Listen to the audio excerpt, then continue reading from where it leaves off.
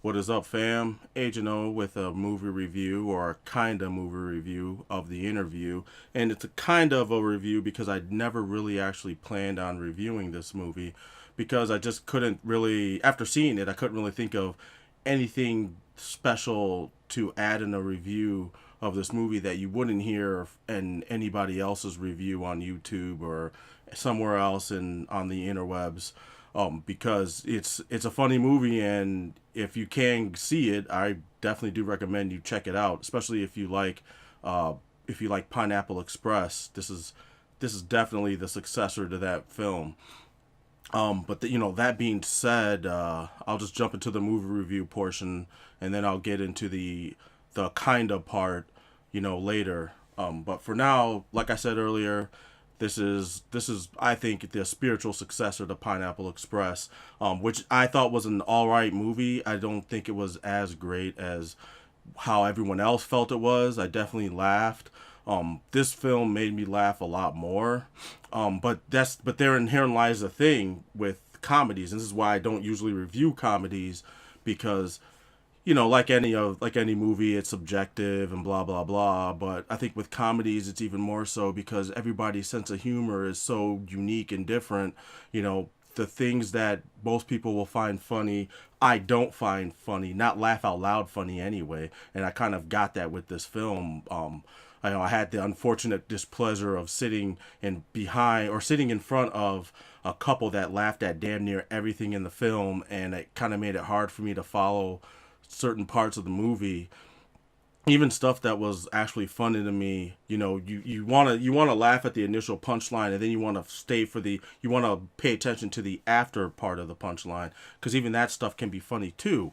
But sometimes it made it hard to hear, and this is why usually I watch comedies at home or with a couple friends or something, because of this fact. But the only way for me to see this movie legally was to go to the theater that was actually had the balls to show it, and that's what I did. So anyway, moving on. Um, the movie, since it's the successor to Pineapple Express, it has a lot of the same comedic beats. Like, it's a raunchy comedy, so of course you're going to have, your fart jokes, or your sex jokes, and your sick, your nasty jokes or whatever, and they're there, as expected. But they're done, I don't know, they're done in a way that it still feels a little fresh. Like it didn't feel like I was just seeing the same joke again, the same fart joke, or ass joke again. They found a different way to deliver the same punchline, and I commend them for that, because it's hard to keep that kind of comedy fresh. So they definitely came through in that. um the I actually dig the storyline of this film, the premise and everything, and I'll definitely get deeper into that when I get into the kind of the spoiler-ish section of the film. I mean, essentially, we all know what the premise of the movie is. There's James Franco's character is a tabloid TV star, and he lands an interview with Kim Jong Un, and the government shows up and tells him that they want him to assassinate Kim Jong Un. And from there, you have all the comedic hijinks and stuff that applies to the premise of the film. Now, the other reason why I say this is the successor to Pineapple Express is because, once again, with the comedy aspect of it, you have uh, Franco and Seth Rogen, who Seth Rogen, once again, he's playing the straight man to James Franco's funny man. And James Franco is really funny in this film. Like I say, he was way funnier than he was in Pineapple Express. And I think that's one of the main reasons why this movie works, is because of how funny Franco is. Like, I've never really found Seth Rogen super funny. Like, he does have some comedic highlights here and there, but I've always felt like he plays a better straight man than a funny man. And this movie, to me, it definitely proves that point. There's just in he's never been somebody. He's always been somebody who I think his physical comedy kind of shines a bit more than his verbal comedy. Just me anyway. That's my opinion. But there's certain ways that the movie was shot that make Seth Rogen really funny. And it's not so much because of him, but because of maybe the situation he's put in is funny, and therein, and he kind of feeds off of that. It kind of makes him funnier too. But that, like I said, that's me. And I don't want to get too much into it because I don't want to spoil jokes for you if you haven't seen the film yet. Um, but there's certain ways that the movie is shot. Like there's times where it gets almost music video like, where you have a musical track, and you have all these really quick interchanging cuts. It's kind of like a quick montage, and they do this like 2 or 3 times in the movie, and it actually works. And you're seeing all these little bits of funny stuff. Some of it not so much funny as some, not as funny as others.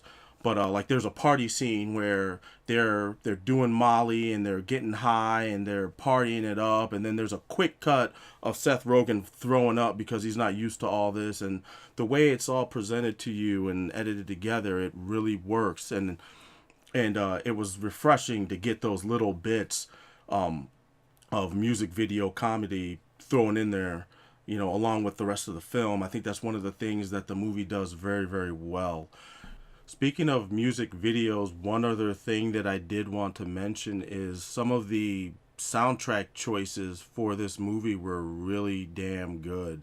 I can't remember the music in Pineapple Express, and I'm not talking about the musical score that was made just for the movie. I'm talking about some of the music they used in the film, like licensed music. And I can't remember anything from Pineapple Express, but the music that they used in this film was pretty damn good. Some really good choice music selections there. There's a RZA beat from Iron Flag that they used. I can't remember the name of the song. If you see the movie and you'll hear it, I swear it's a Isaac Hayes beat that RZA messed with, and he's heavily sampled it and made a beat out of it. But if you listen to the Iron Flag, you'll hear that track in there, and it was one of the standout tracks to me on that album, and they used it in this movie, and where they used it, it fit very, very well.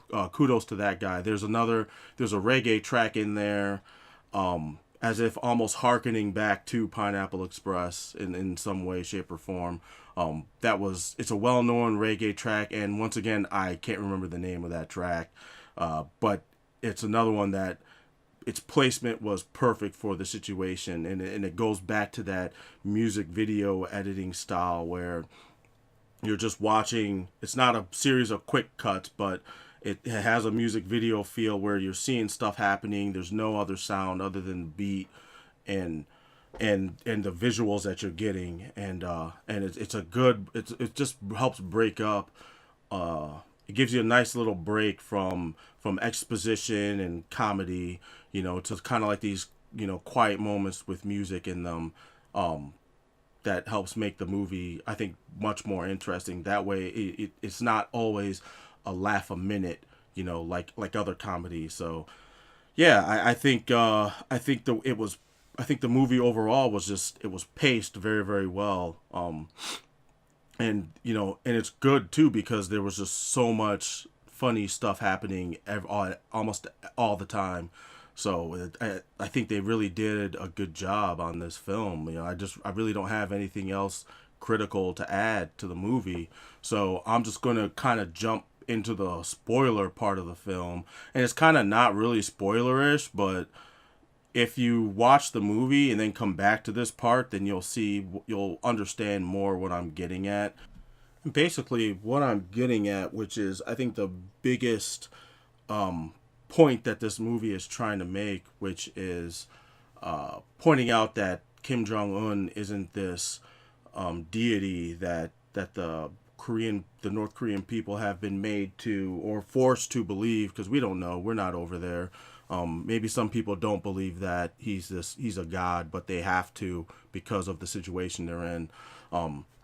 All we know is what our media tells us, and I think that's one of the biggest things about this movie. And I think that's the main reason why this movie has gotten the backlash that it's gotten from North Korea, because Kim Jong, for people that might not realize it, like, we hear all these things that the North Koreans say about Kim Jong Un, that he's this great basically he's God, and the people, the government has been led to believe that Kim Jong Un and his people are holy, and they're omniscient and never and all that. So what this movie does is it humanizes Kim Jong Un, and it basically tells the Korean people, the North Koreans, that their leader is not a god. He's just like anybody else.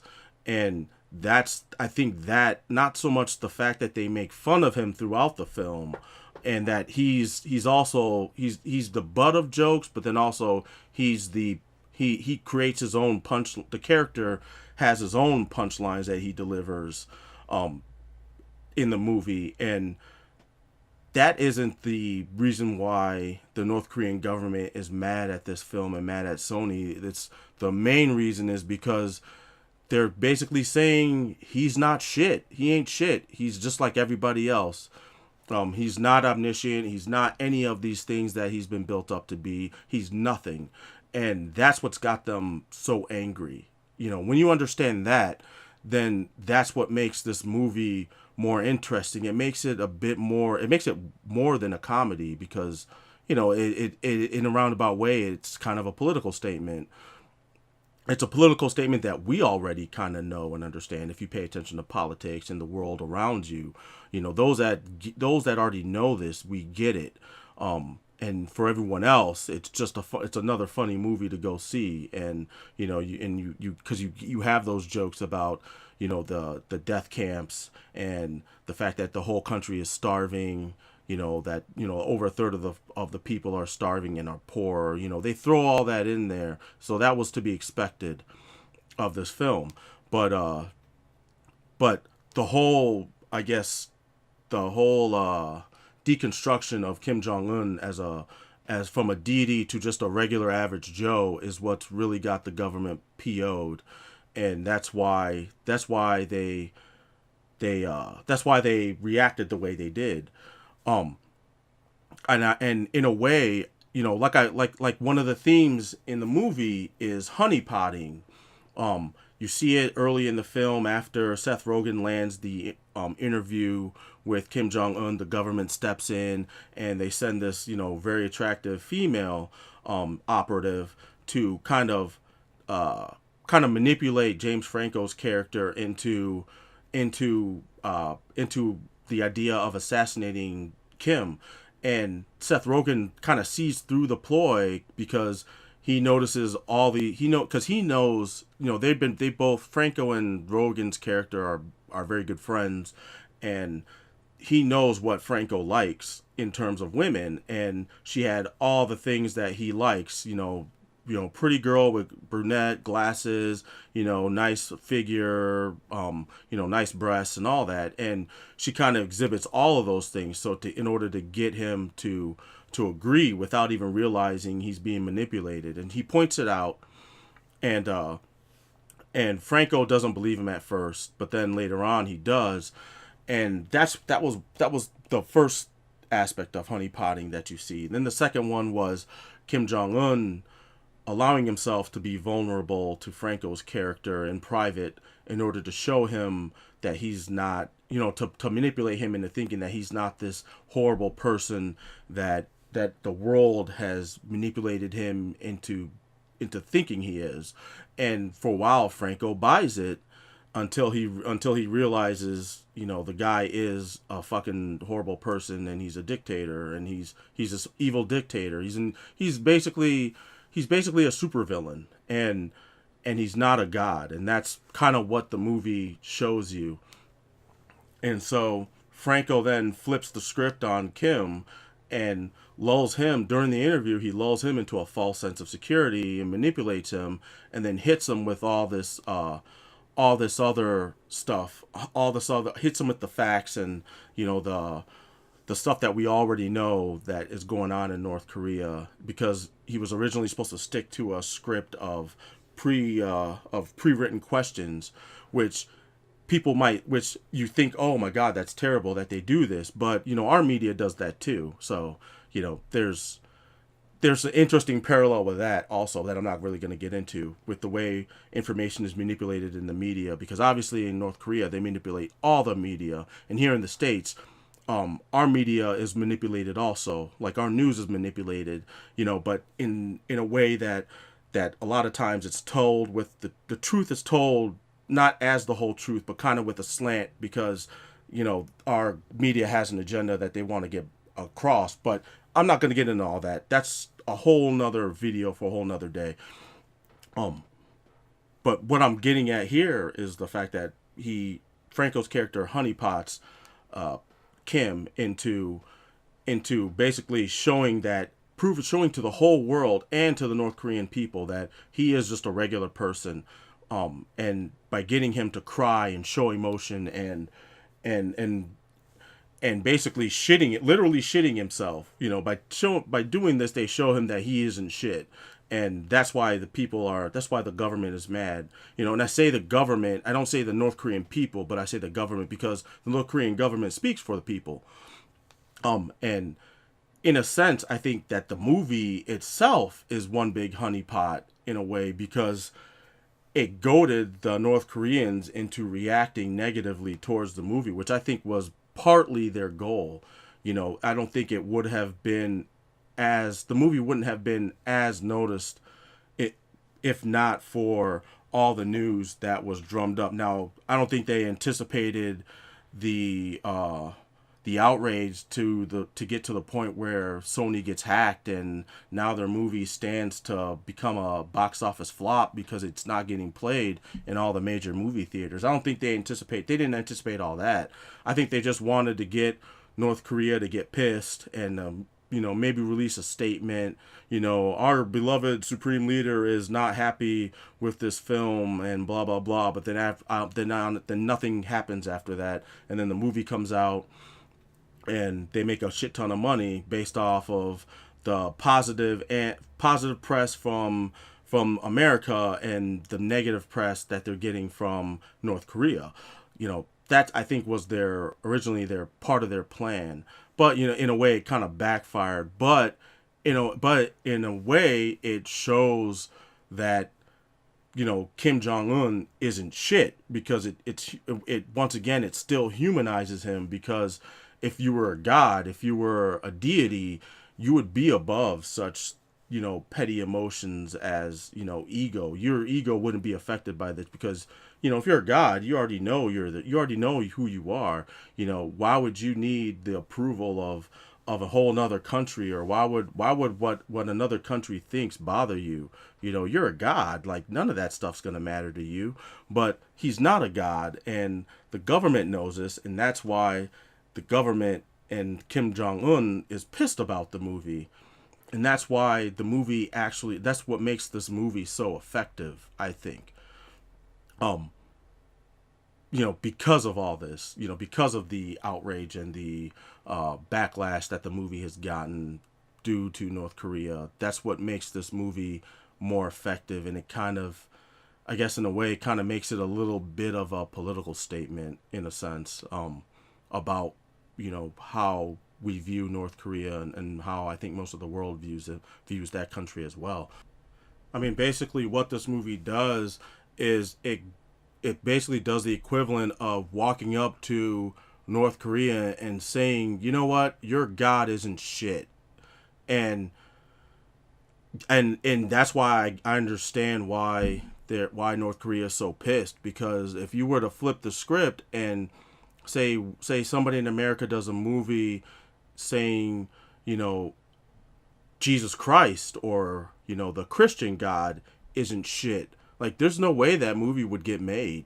Like, there's nobody you would pitch that movie to that would greenlight it and put money into it, because of all the backlash you would get here in the country. And so that's why I think there's definitely a double standard with that, because we can do that about North Korea and about Kim Jong Un, because he isn't a god. And we know he isn't a god. We know he's just a regular person. And if you went to those same people that know this, that logically, from a logical standpoint, understand that Kim Jong Un isn't a living deity or god or holy person of any sort. But you go to those same people who are religious that know this and understand this, and you go up to them and you present them with a movie, or you tell them in their face that their god isn't shit. The God that, for all they know may not exist because no one's ever seen God, you know, those people will tell you to your face that you're crazy and that you're wrong, and that they'll be enraged by this. The same rage that North Korea has about what we're doing with Kim Jong Un and their country is the same rage we would get, or you would get, if you were to try and do this same exact thing about Christian God. So, like I said, there's a double standard, and I think that to me is funny that exists. Even though the movie doesn't point any of this out, it's just something to think about. Something that the movie got me to think about after I'd seen it. So yeah, that's pretty much gonna do it for this review, or kind of review. Um, you know, Leave your comments or whatever if you want to. But yeah, that's it. I'm Agent O, and I'm out. Peace.